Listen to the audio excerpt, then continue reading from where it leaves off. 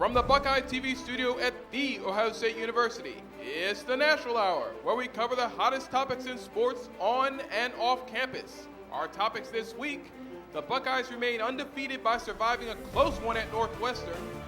After tonight, the Major League Baseball playoffs will be down to the final 4 teams, and a National Hour first. An Olympic athlete joins our host in studio to share his experience. And now, here are your hosts, Darius, Thigpen, and Jeff Hammersley, with special guest, Olympian Zain, Shaito. And of course, we're going to get to all the football and baseball later. You're watching the National Hour. I'm Darius, Thigpen. And I'm Geoffrey, Hammersley. And it's great to have you folks joining us here on Buckeye TV. As Manny mentioned, we have an Olympian here today, by far the coolest person to join us here on the National Hour, Zain, Shaito. Zain, how are you doing today, Thanks, man? guys. Thanks for having me today. Oh, it's great for you to be here, man. So you were actually on the National Hour once before, back in spring of 2011. Yep. Since then, you've been to the Olympics. How was that, getting to go to London and compete in the Olympics? Yeah, I think it was, of course, the greatest experience I've ever had in my life. I think before that, going into that, I had won NCAAs here at Ohio State, so that kind of revved me up going into the Olympics. So it was amazing, man. In general, my experience was great. Competing-wise, I didn't do so well. It kind of had a little shocker. I fenced against a Chinese athlete who was very strong, and it was my second round. And it was a close match, but in the end, he got the better of me. But I look forward to going back to the Olympic Games and for a different sport now. Yeah, so for 2012, you were competing as doing your thing, but now a pentathlon. So, okay, for everyone at home, could you describe that sport a little bit and what you're doing to prepare for it? Yeah, so it's called the Modern Pentathlon, and it consists of 5 events, and one of them is fencing, equestrian, shooting and running, which are a combined event, and swimming. So those 5 events, and the swimming is a 200-meter swim, basically a full-out sprint. Fencing is 1 touch, so I fence against 36 guys with only 1 touch, as opposed to a 15-touch match in regular Olympic fencing. Equestrian, I have to jump 12 jumps that are 4 feet high, and shooting is a combined event with running. So basically, I'm running a 2-mile sprint. My first 1,000 meters, I have to run, stop, shoot, run the next 1,000 meters, stop, shoot, and then finish off with the last shooting and to the finish line. I mean, it's the 5 sports in the pentathlon. I mean, I can't even shoot basketball by myself there. But the thing is, how do you find time to train as a fencer, pentathlete, and also work on academics all at the same time? Yeah, there's not enough time in the day for me to do everything. I think I just have a really strict schedule, and I plan it out very accordingly to when I need to study, when do I need to go swim, train. So basically, my day starts 7:30 in the morning. I go and I'm at my varsity fencing practice because I'm still on the fencing team. This is my last year of eligibility. And so I'll practice for 3 hours, go have lunch, and then I go straight to swimming for another 2 hours.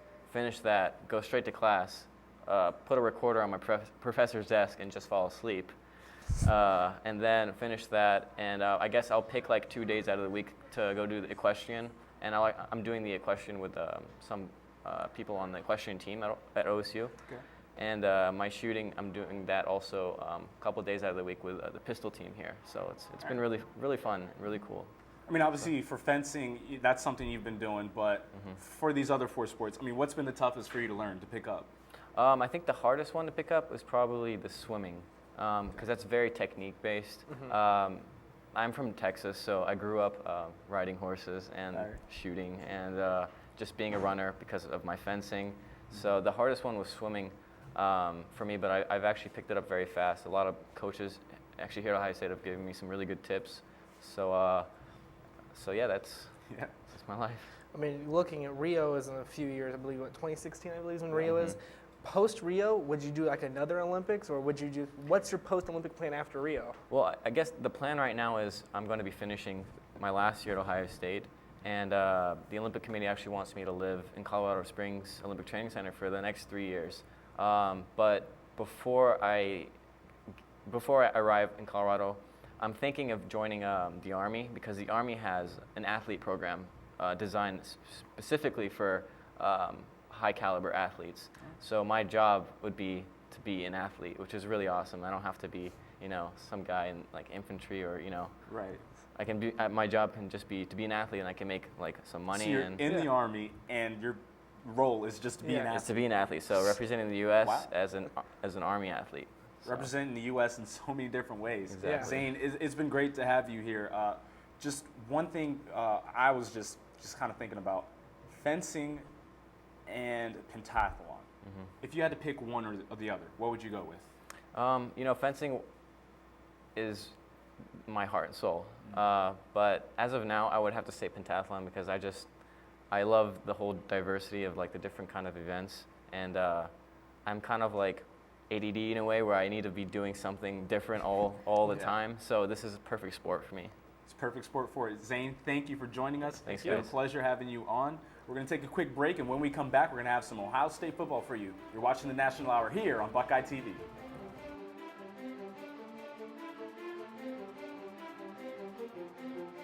And we are back here on the National Hour. I'm Darius Thigpen. And I'm Geoffrey Hammersley. And it's great to have you folks joining us here on Buckeye TV.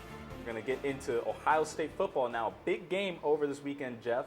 Number 4, Ohio State took out number 16 Northwestern up in Evanston. And I'll tell you what, that was a game for the ages. Yeah, we were up there, SGSR, up in the North Tower. Even though we got locked in that tower for a little bit and we saw the game, it was one of those things where I had to leave for about 5 minutes in the third quarter. I'm just like, I can't watch this. I mean, I got a bad feeling about this. And like they played Macklemore's Can't Hold Us, so then like the entire place lost. I'm like, nope, no upset. Please, anything but an upset here. But Ohio State in the end, 10-point victory, a lot closer than what the scoreboard actually had because of that last second touchdown fumble.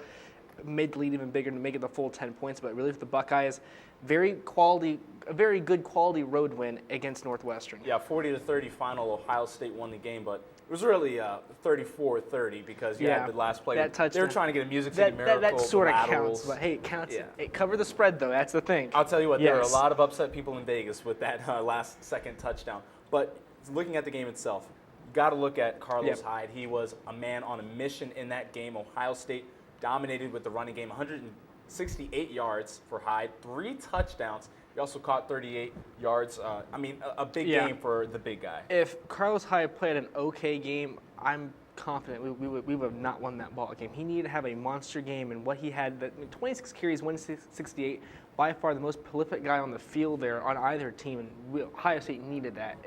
We knew walking it was going to be a physical game, but Carlos Hyde, he raised the bar by at least a good 3 or 4 levels. Yeah, I mean, he joins himself and another former Buckeye running back, Beanie Wells, guys that have a 3-touchdown game. Of course, Carlos Hyde had his against Illinois last year, but then you look at Beanie Wells against Wisconsin a few years back, a 3-touchdown game and a comeback.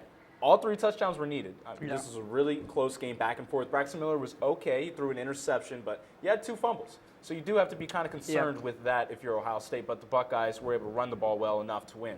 Yeah, but looking at Braxton's number, 15-26, 203, he had a pretty decent day passing. That one interception was like a tip pass toward the end of the half, so that's not big of a concern there. But as you said, Darius, 2 fumbles, both of them, I believe, one driving toward the end zone and one pinned in decently in the Ohio State territory. So really, having fumbles is bad, but having a couple from your star quarterback, that's really not good at all. Well, I'll tell you, someone else who played a really good game was Corey Philly Brown, 127 yards on 6 catches.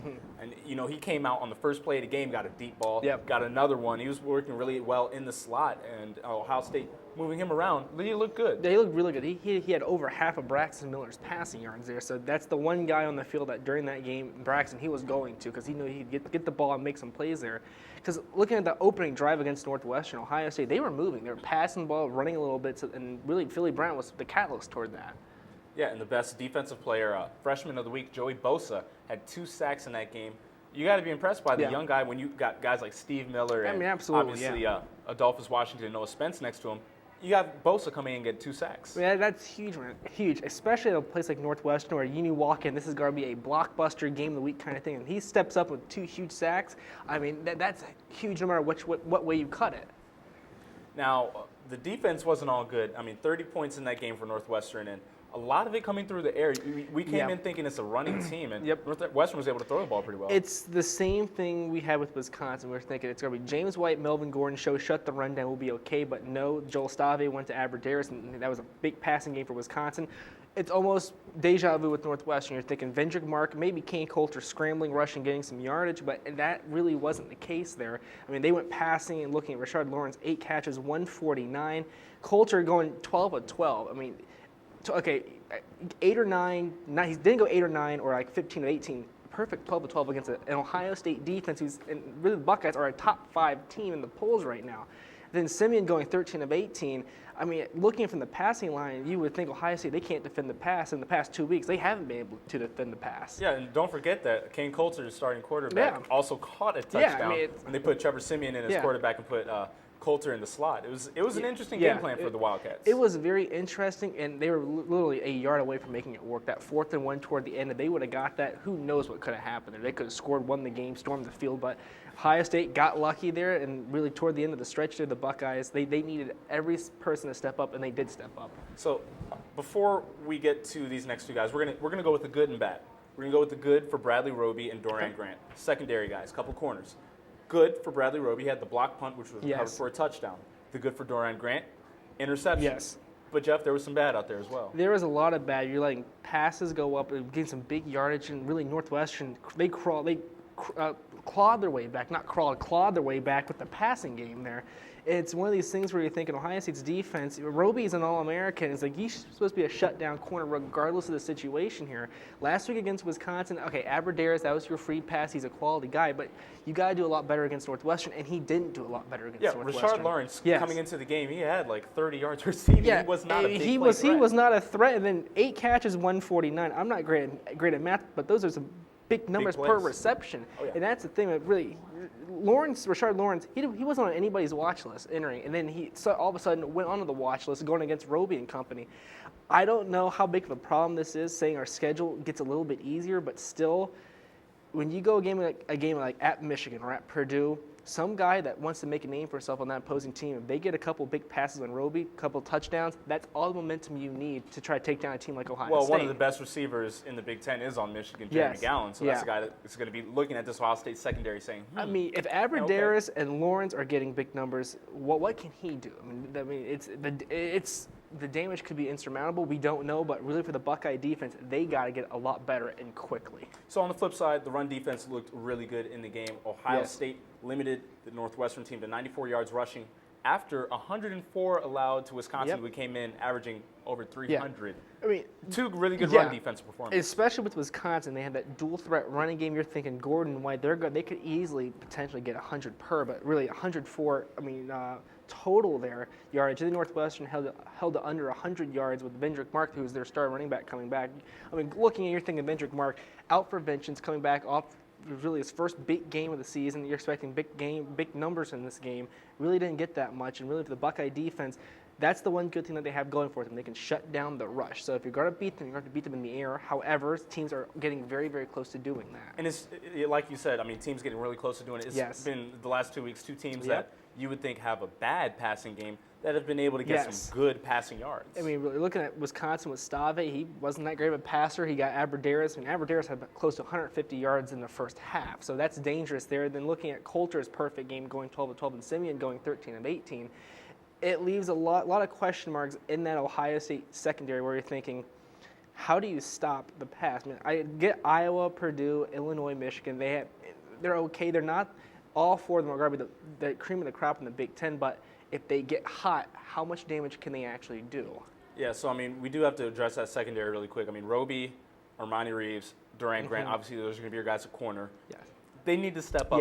But the real question right now, I think, is that safety because Christian Bryant out for the year with that broken ankle. That's the big thing. We saw that with Northwestern. Bryant, his field presence not being there, how big of an impact that is. This team, we've seen them be resilient before. When Roby was out for the suspension, they got to do it again with Christian Bryant being out. I think this team can do it. However, they don't have that luxury where, Buffalo, San Diego State, they can glide their way through.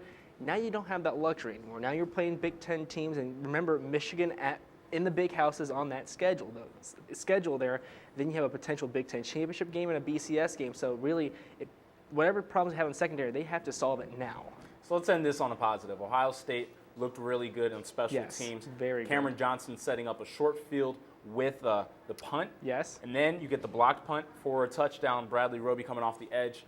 Buckeye special teams looking really good in that game. And Yes. Urban Meyer 20-0 when his teams have a blocked punt. So you got to be impressed with the special teams. The special teams is scary. If I'm like the Northwestern punter or whoever, and you're pinned in your own end zone, you're thinking, this could get blocked, and I maybe go flying in the air. And that's exactly what this Buckeye special teams did. Wherever Urban goes, he's had a powerful special teams, and the same thing's happening here at Ohio State. Buckeyes are off this week, and the next game they are going to have is a home game, 3:30 against Iowa. We'll have it all here on Buckeye TV, The Lantern, and OhioStateSports.net Scarlet and Gray Sports Radio. We'll be back right after this on the National Hour.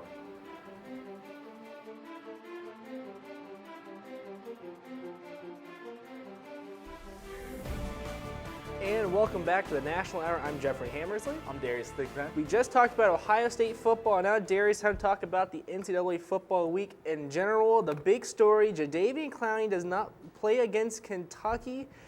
Is he injured? Is he injured? Your thoughts on this whole entire situation down there in South Carolina? I can honestly say I don't have a clue. I mean, obviously, he is the guy that's pegged to be number one in the draft this upcoming year. One of the guys up there for sure, the number one defensive end. But you never really know with this kind of thing. We've seen guys who've been like the obvious number one, and they go into the game like Matt Barkley at USC. Leinart, that's another Matt big one. Leinart was another one. But I mean, Sam Bradford. And they get hurt. And you don't want to be a guy potential to make all this money and get hurt and having that cost you. So I understand that, but I don't know if this is a real injury or if he's just sitting out and saying, look, I want to count my paper after the year. And the big thing is, we mentioned a few people, those guys were quarterbacks. Yeah. Like those, a great quarterback, those are the kind of positions that dictate how well your team does. Like Tom Brady, great quarterback, he's won Super Bowls. Peyton Manning, right now, phenomenal numbers with the Broncos. Jadeveon Clowney in that defensive position, there's a lot of defensive players out there, not as dominant as Clowney, but there's still a lot more out there that are good. But as you said, I'm torn between what is happening there, because Steve Spurrier's press conference, he alluded to like saying, if this was his last game, be happy he came here. But I just really don't know what to think of that whole ordeal over there. And also you got to factor into it the lackluster play that he's had this season. He's only had 2 sacks. Yeah. He has 12 tackles, which is 15th on South Carolina. By the way, they have 11 defensive starters. So he's being outperformed by so many different guys. And going back to that 15th, not as a 15th in the nation, not 15th on his team. Yeah, 15th for the South Carolina team. The South Carolina team, with the way the SEC is stacked right now, they're going to need all the help they can get, and they need Clowney to be on top of his game. Now, staying in the SEC, controversial finish there with Georgia, Tennessee, number 6 Georgia, 34-31 victory. Aaron Murray, great numbers. Gurley goes out. But Darius, how big of a win was that for Georgia? Well, for Georgia, it was good to just survive. It was a bigger loss, really, for Tennessee, staying in the game and forcing it to overtime between UGA and the Volunteers. But I'll tell you what, I mean, you said it, controversial, because at the end it looked like a Tennessee receiver had a touchdown diving for the end zone. Ball slips out of his hands. They call it a touchback rather than a touchdown. So they end up losing on that. That's the big thing that happened there, because we were at the Northwestern game, but we were frantically flicking on the TV to try to get the game on, and we saw the replay. I mean, it was just so close there. Yeah. It could have gone either way, but that's one of those things where Georgia is a top 10 team, and they're at an unranked Tennessee place. You got to figure that maybe some favoritism, but if there wasn't, really for Georgia, that's way too close for comfort. Especially Tennessee's not ranked. Tennessee got blown out by, I believe, Oregon earlier this season. Yep.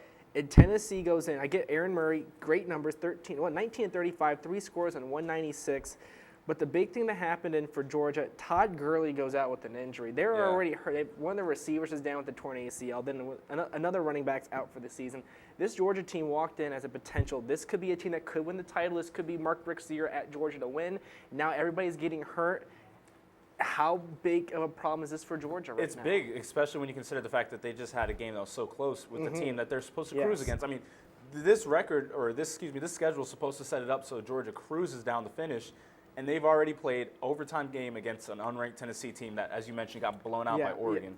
It's not setting up that well. They need to finish strong, and they're losing guys, like dropping like flies. Yeah, and for Georgia, they're 6. Moving forward, number 5, Stanford, had some issues with Washington. Washington, however, is ranked 15th. I mean, Stanford, a 31-28 victory. Washington, however, nearly double Stanford in total offensive yards, 489 to 279. I mean, Darius, that kind of number right there, that's not That's not good numbers for a number 5 Stanford team. And if you're Oregon this week, you're going, this Washington team is for real on offense. Well, it shows you two things. One, yes, the Stanford defense is vulnerable. But two, that was not a fluke what we saw a couple years ago with RG3 and Baylor going against Washington in the it was which bowl was I it? think of Alamo, I want to say. It was a the dome Alamo Bowl, stadium. yeah. I remember that much. But that was a game where you just had video game numbers, more than 100 points between the two teams combined. They were just lighting it up. Keith Price outplayed RG3 in that game. Now you can see him in his senior year. He's a real threat at Washington, although they lost the game. That's a team that can compete in the Pac-12. I mean, looking at Keith Price's numbers, 33 of 48, 350 yards, 2 scores and a pick.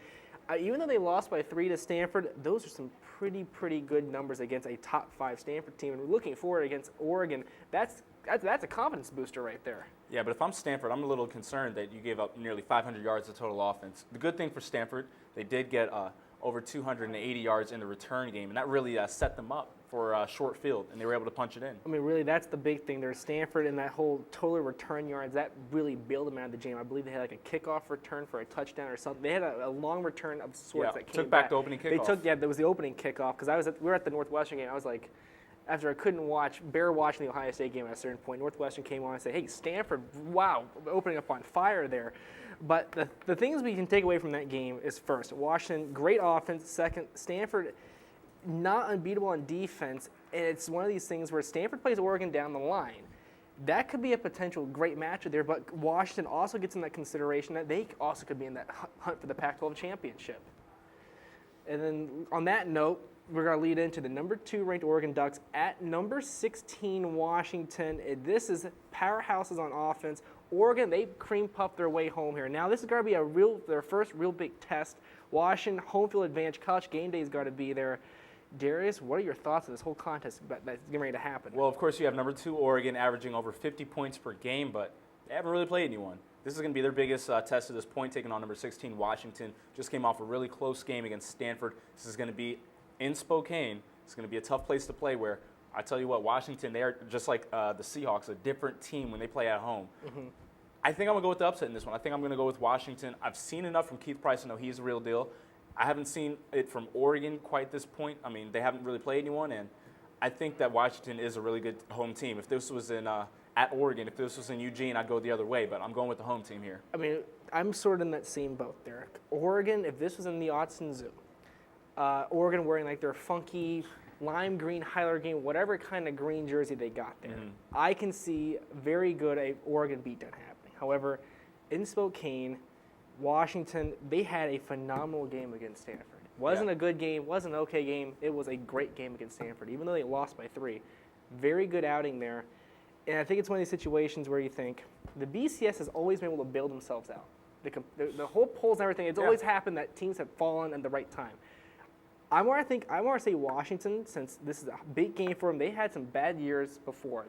They're back to relevance now. Number 16, they beat Boise State earlier this season. Yeah. I really think Washington an upset. I'm going to say it's like a 10-point upset. I think they can pull this off with Keith Price. Just think about how far Washington's come. I mean, you mentioned the turnaround. Jake Locker, when he was there, his second year they were 0-12, and Steve Sarkisian comes in. They go 9-7, and they've turned things around, beat USC, and now this is one of the teams that could be the class of the Pac-12 if they win this game. Now, hypothetically speaking, let's say Washington beats Oregon. Okay. And Washington gets through they'll probably be a top, maybe even 11 or 10 team there. Probably. If Washington runs the table, do you see them potentially breaking into the BCS, maybe even getting the title conversation if a couple dominoes fall their way, even though they lost the game? Of all the one-loss teams, they would have one of the more impressive records. They would have to beat Oregon. Obviously, they already lost to Stanford, but that's still on their schedule as a close loss. Computers love those close losses. They play the numbers. But then also, beating up on UCLA would have to come in the Pac-12, so in the championship game. So that would be a worthy resume right there. I really think for Washington, if they're gonna break into the BCS, this might be one of their best years. If they can play Stanford close, you gotta believe they can play Oregon close. It's another pick we're gonna have. Number 25, Missouri. Okay, at number 7, Georgia. Georgia's hurt. Who you got though? Georgia all day. Missouri is only ranked because they needed 25 teams, and they're like, Missouri, okay, we'll throw you in there. You're not 0-4. We'll throw you in there. I don't believe in Missouri at all. I'm going with Georgia. Even though they are a little banged up, I mean, I believe that Gurley is going to be fine. He's probably not going to play in this game, but you cannot go against Aaron Murray. I can't anyways. I'm going to say the same thing. However, I'm going to say this. I think there's going to be a portion of the game. I got to lean toward maybe a half, where I think Missouri will be sticking with Georgia. We've seen Georgia have a few struggles earlier this season with breaking away. I think Missouri, they roll in. The theory of being a top 25 team. Now, this past week, Florida State beat up on Maryland 63-0. Yeah. Maryland was a 25th They were number 25 team. So, but looking at Missouri, SEC, they know how up-tempo, how fast-paced this is going to be. I think for Mizzou, they'll hang in close, but I think Georgia in the end will pull away. As you said, Aaron Murray, this is a game, if he has a breakout game, puts him right back in the Heisman consideration. Don't you believe so? Oh, this would be a game to pad the Heisman stats. Absolutely. Saying that, yes, for Georgia, they're on that home stretch of their schedule. The tough games are done. They front-loaded their schedule with the tough games. Now they can sort of take a little bit of a breather. Florida's the big one they got down the line, but really for Georgia, if they want to go to the title game, they got to start winning these big games here. Staying in the SEC, number 17 Florida at number 10 LSU. Do you see an upset there for Florida, or do you think LSU wins at home? I think Florida would be good to keep it within 2 scores. I mean, two scores. I think they'd be happy to have that because that's the team right now. A great defense, but they have a high school offense, man. They cannot get things going. And honestly, Jeff Driscoll going down with an injury, as bad as it is for the team losing a senior leader, it almost helped them out offensively. Yeah. They played better offensively, although they haven't played quite the caliber of opponents they had early in the season before Driscoll went down with injury. But LSU with Mettenberger, a really good defense. I'm going with LSU, especially since they are playing at home in Baton Rouge. I'm going to take LSU. I'm going to think it's going to be – I'm going to say it's going to be a 3-touchdown victory. I think this LSU team gets hot again, a big win, losing up in the standings a little bit. It could be lopsided. Yeah, it can get really bad very quickly there for the Florida Gator fans. Final game, we're going to be picking number 19, Northwestern. They dropped 3 spots after the Ohio State loss. Travels to Camp Randall to take on Wisconsin. Who you got in this one? Dangerous game. Could be a letdown game. Remember, this Wisconsin team is a really solid team, but I do think Northwestern has what it takes. I liked what Kane Coulter and Simeon had in last week's. And don't forget about Venerick Mark. If Wisconsin cannot keep contained on him, he will go off. I think this is for Northwestern, I think this is a very big game. I think great game here puts them in the hunt for the Big Ten, and I'm taking Northwestern, I'm going to say 10 points. All right. That does it right now for college football. We'll take a short break and be back with the NFL review here on the National Hour.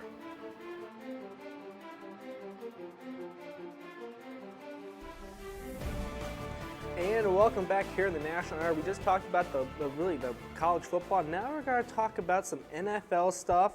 New York Jets defeat Atlanta Monday night game 30-28. Geno Smith, hero, game-winning drive. He goes 16 of 20, 199, 3 touchdowns. Darius, are the Jets back in playoff consideration? Sadly, yes. I don't think they're that good, but 3-2 right now is not out of it. When you look at the AFC East, their division, 4-1 Patriots are ahead of them, but we've already talked about the Patriots not being as good as their record. And that's a team they can play right now, and Geno is playing pretty well. Flip side, Atlanta Falcons, Matt Ryan, 36, 45, 319, 2 touchdowns. Very good numbers there, but Atlanta is 1-4. Why is this team not playing so good? 2 reasons. I mean, one, it's been injuries. Roddy White has been hurt all year, and now Julio Jones is going to be out for the year with a foot injury. So he's going to have surgery. That's done. Then on top of that, I mean, the main reason that they've been 1-4, they can outrun the ball. Steven Jackson was supposed to come in and fix that. They have not been able to run the ball well with him. And he had been out with injury, so they had to go to Jason Snelling and Jaquiz Rodgers. So it hasn't exactly been a great running tandem for the Falcons. Looking back at the Jets here, beginning of the season, it was this whole thing. Sanchez Smith, who's going to be your starting quarterback? And all the hoopla happening there in New York. Geno Smith against Tennessee, he had that the behind-the-back fumble kind of thing, trying to make a play, fumbled, and we're thinking, oh, well, Geno, he's not going to make it in New York. Now he's sort of come back, big win on the road here. This game wasn't in New York, it was in Atlanta. Close win. They needed a game-winning drive to have it happen, though. But are you liking what you're seeing from Geno? 16 of 20, 199, 3 touchdowns for a rookie. That's pretty good. Well, for the rookie, I mean, the most important thing is that he has poise, and he has multiple game-winning drives now. Had it against the Bucs and has now one against the Falcons as well. So you look at that and you say, all right, this kid has poise. it's not just about the numbers. It's about, it's not just about arm strength either. It's about having it up top and having that mentality of going out and being a gamer, and he has been able to this point. Do you think Geno, is he the front runner for maybe Rookie of the Year, or what's going on there? I mean, if he gets a few more quality wins like this, I would say he's up there.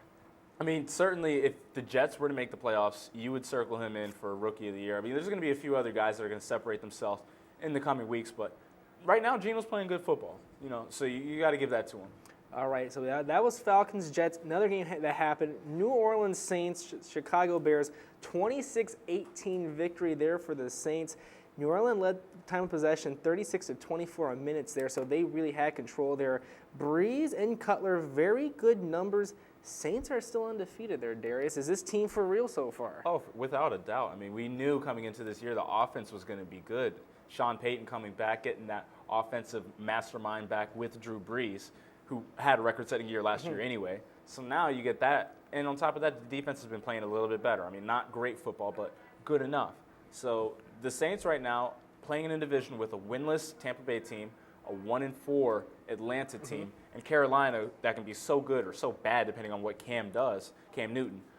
That's a team that looks like they could easily take the division and have a solid year. I mean, looking at that whole division, as you said, Carolina is like the Dr. Jekyll, Mr. Hyde of the group. They can be great at times, terrible at times. Falcons, failure to launch so far this season, 1-4. Tampa, problems all around. They had a quarterback issue with the whole Freeman situation. I think for the Saints, 5-0, this is the old Saints team that we remember that won the Super Bowl. This team, that same kind of championship poise that they want to win is there. Yeah. I mean, they don't have to be great on defense, just good enough. And they've been just good enough to be able to slow down the other team. And leading time of possession, 36-24 in this last game against the Bears. That shows a lot to what this offense has been able to do. And the big thing is that game was in Soldier Field in Chicago. They weren't in the friendly dome, but they were still dominating. Almost took, two-thirds of the clock from the Bears there. Now, looking at the stat line there, Jay Cutler, 24 of 33, 358, 2 touchdowns. Drew Brees, 29 of 35, 288, 2 touchdowns. So let's circle the numbers here. 288 for Brees, 358 for Cutler. Cutler, even though they lost this game, very, very good numbers coming from that kid. That looking into the season, we were thinking, Jay Cutler, he can be great at times and terrible at times, but so far he's been pretty good this season. Well, the guy who really had a breakout game in this last one was Alshon Jeffrey, who caught a couple of those touchdowns, and he really went off as far as yardage, nearly 200 yards. I think he went over 200, actually. He had a phenomenal game at the wide receiver position, and I was going against him in fantasy, so I didn't quite enjoy that. But I'll tell you what, he had a phenomenal game. You have to appreciate that the second-year player out of South Carolina showing that he really is a big play guy, even though they don't they usually go to Brandon Marshall and Matt Forte. They now show that they have another big play option. And that was the Saints. So they say undefeated. Moving forward, undefeated Seattle entering this weekend took on the Colts. Colts beat the Seahawks 34-28. Andrew Luck, another game-winning drive. That was like the theme this week. We had a couple game-winning drives. Yeah. 16-29, 229, 2 touchdowns. Andrew Luck, this is not a Cinderella fluke last season where he was good. This kid is for real. Oh, he's approaching double-digit comeback wins. He has the most since he came into the league last year. It's been just phenomenal watching him go down the stretch, Jeff. I'll tell you what, man. This is a kid who has the poise. He knows what he's doing as far as playing the quarterback position, but just refusing to lose. I mean, refusing to quit even when they're behind. He plays. I mean, he still plays really good football. Looking flip side, Seattle, another guy that was a rookie last season, Russell Wilson, took 102 yards. Also, Marshawn Lynch had the same number there. So for Seattle, decent numbers in the running game, even though they lost the game. Now let's flip it back to Indianapolis, though. I mean, Ahmad Bradshaw goes out. Trent Richardson is the lone back in Indy. Richardson coming from Cleveland to Indianapolis. How much do you think they're going to rely on him this season, especially after this big win against Seattle? Well, I mean, they had already lost Vic Ballard for the season, and then goes down Ahmad Bradshaw for the season. So now it is just Trent Richardson, who they got in the trade. Remember the first-round trade that looked like Cleveland was waving the white flag, and now Cleveland's looked hot. Cleveland's been good since then, but now the Colts really have to rely on Trent Richardson to do something because that running game has not been really that good, and he's the only running back. He is the back. I mean, looking for the Colts here, they have Andrew Luck that can pass there, but Richardson is your one dominant running back. If something happens to Richardson, the Colts are in trouble. Do you think the Colts might want to get a second or third pretty decent free agent there at running back? I tell you what, what's the deal there? I'll tell you what, I mean, Beanie Wells is out there right now. He's a free agent. He's still battling injury, but he's out there. I mean, they got to get somebody. Right now, it's just Trent Richardson and nothing. So they got to do something to bolster up the running game. And I agree there with the whole thing for the Colts. Now, because he used to play for the Colts, though, but it was Denver Bronco-led Peyton Manning taking on the Dallas Cowboys. Texas shootout there in Jerry World, 51-48 there. Here's the big number that jumps out of the stat box right now. Offensive game, 1,039 yards. It was absurd. Peyton Manning, once again this season, showing he's Peyton Manning, 33 of 42, 414 yards, 4 touchdowns, and a pick. Darius, these are video game numbers from Peyton Manning, who a couple years ago were thinking, how much longer does he have left? And right now he's basically said, I'm here to stay.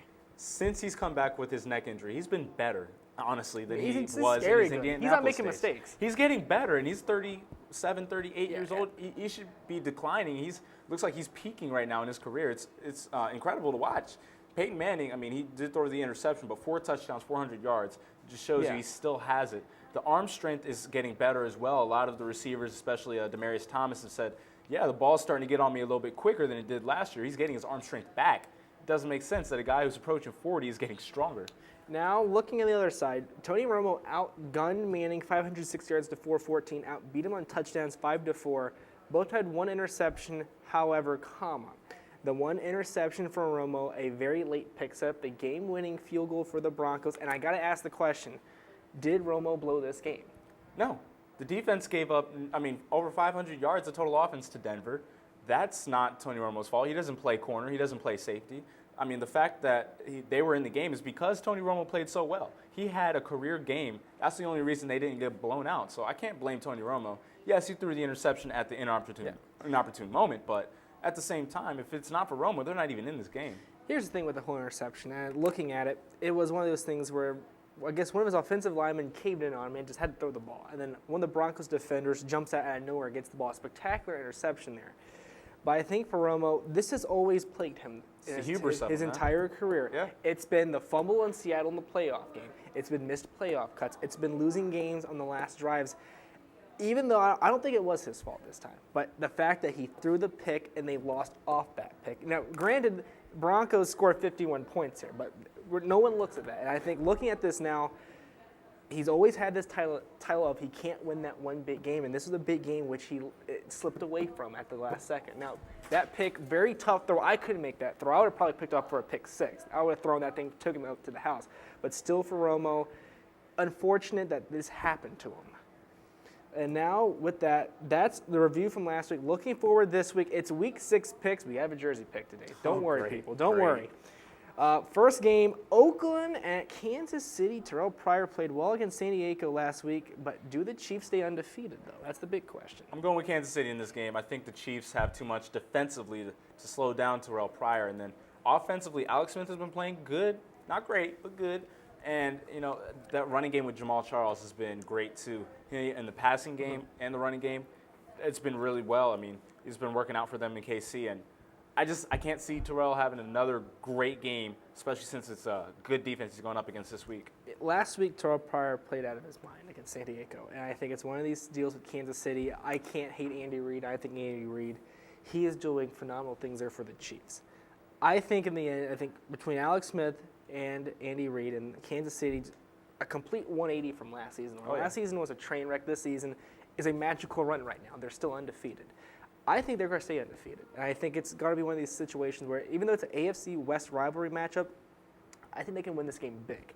I think, as you said, Terrell Pryor, one game he played out of his mind. I think for every one big game, there's one that mars it and brings him back down to earth. And I think this game against Kansas City does that for him. Here's the Terrell Pryor stat for you. He has the 5th highest quarterback rating in the pocket, higher than Matt Ryan, Drew Brees, Aaron Rodgers. I'd say that's pretty good. That's very good. But I just can't see Kansas City losing this game at home. It's a rivalry. I get it, but I just can't see them losing. Got to root for your boy though. My boy Andy Reid and Alex Smith.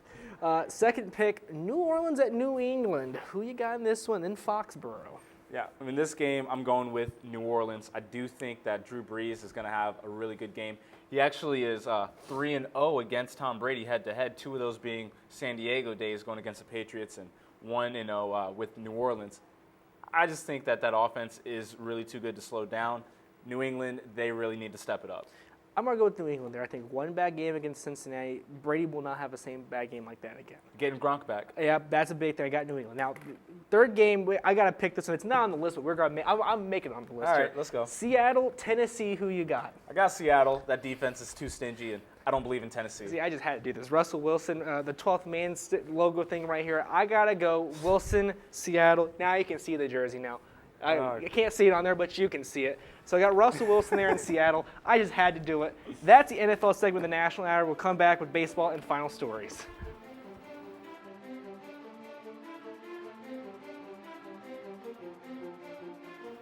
And we're back here on the National Hour. I'm Darius Thigpen. And I'm Jeff Hammersley. And it's about time we get things wrapped up. Before we do, we've got some baseball talk for you. It's playoff time, October, ready to go. And divisional series are just about all wrapped up. We got Juan Uribe ending things for the Dodgers. 2-run home run to beat Atlanta the other day. And 3-1 series win for the Dodgers. This team is looking hot right now. It was a very big home run there from Uribe. They were trailing, got that home run, they lead, then they close out the Braves.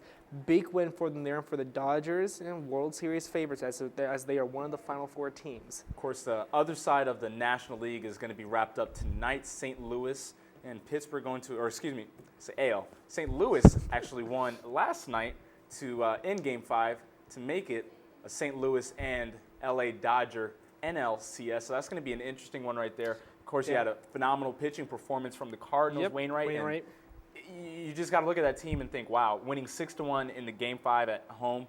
St. Louis, that's a team that's also going to be up there in the NL. This is the St. Louis team that broke my Nationals' hearts last season. So I knew it's a Game 5. This team, they don't fool around when it comes to do-or-die games. And I think for the Cardinals, Wainwright couldn't pitch any more perfect against the Pirates at home in a shutdown game. Cards needed it. Now it sets up a collision course with Dodgers, Cards. Winner goes to the World Series. Yeah. So, I mean, that's going to be an interesting series right there, the NLCS with the Dodgers and the Cardinals, two of the story franchise in the National League.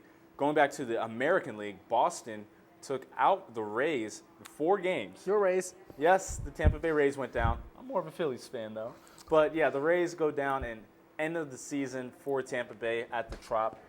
It's a tough loss, but, you know, you got to respect that team making it to the playoffs, going through the wild card, beating Cleveland, making everyone around here a little less happy. But a good season for the boys down in St. Pete. I think it's a really good season for Tampa Bay, saying that for the longest time they were irrelevant. Now they're relevant. They've been relevant for the past 5 or 6 seasons, which for the entire city is great. Yeah.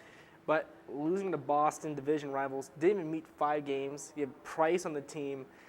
I don't know what the deal is there. Yeah, we'll get to that in a second. But, I mean, let's focus on Boston, though. It was a big series win for Boston, saying that the entire city, after the Boston bombing, they rallied around this team. Yeah. And I think right now, this team has the momentum in the world. They're playing for the city of Boston. That's very dangerous at a time like this when all you need is 4 wins to advance, 3 wins to advance. And now for Boston, they're one step down from going to the World Series, and I think they're going to be hot in the ALCS. And how about David Ortiz just going back to being Big Papi in the playoffs, and he has been knocking the cover off the ball this past series. This is the Big Papi that broke the hearts of Yankee fans about in the early 2000s, and he's back breaking hearts against Tampa. But I think it's a new-look Boston team, not the same team from 2004, but they have their own guys with Pedroia and Ellsbury, but this team, they're looking hot at the right time. So finally, we get to the game that is going down tonight. That's going to be Oakland taking on Detroit. That's going to be out in Oakland, a West Coast game. It's going to be an interesting Game 5. We've had a back-and-forth series in that one. Mm-hmm. Verlander on the hill. Who are you thinking? It's because of that last name, Verlander. I think Verlander, great pitching from when they need him to. And I think for Detroit, that experience with him on the mound, they can rally behind that. They just got to get – and the offense is there. It's not like this Detroit team doesn't have anybody to hit the ball. This team's loaded. And I think if Verlander, he can have an okay game and still be fine. But offensively, I think there's just way too much that Detroit has, especially in the chance that they know they can advance to the next round of the playoffs, which they've done before. I think Detroit by a couple runs. So you say Detroit-Boston? Detroit-Boston. I'm going the other way. I'm going to believe in Moneyball. I feel like Oakland has been having a magical season, and Miguel Cabrera has been struggling. I mean, think of it this way. One more game, and Miguel Cabrera could go from being the almost triple crown to having a dud of a postseason. And I think Oakland pitching has been that good, but they are going to put out a rookie on the mound against Verlander, so it's not going to be easy. Okay, so if we're going to pick real quick, NLCS, Dodgers, Cardinals, who you got in that one real quick? I think it's Dodgers. I think Dodgers. I'm gonna take them in 6. I think Dodgers in 6? 6 games. Dodgers. I think they can get it done. I'll go Dodgers in 5. Dodgers I 5. I really believe in that team. Boston, and you say Detroit. Who would win in that one? Boston, Detroit. I'm gonna go Boston. I think this Boston team. I think they'll stretch to a good 6-7 games. I'm gonna go 7. Regardless of who Boston plays, I'm going Boston as well. All right, so that's going to do it for the baseball. Now we're going to move on to your favorite part of the show, the final stories, starting with Jeff Hammersley. All right. Another week and another life lesson from Geoffrey. Brace yourself, people. This is going to be another sentimental 45 seconds. This past weekend, I went with Scarlet and Gray Sports Radio, SGSR, to Evanston for the highly anticipated Ohio State Northwestern game. Being up in North Tower, a place where Brent Musburger once was, and watching the game on Ryan Field with the city skyline faintly seen in the distance, I realized something. I was living the dream.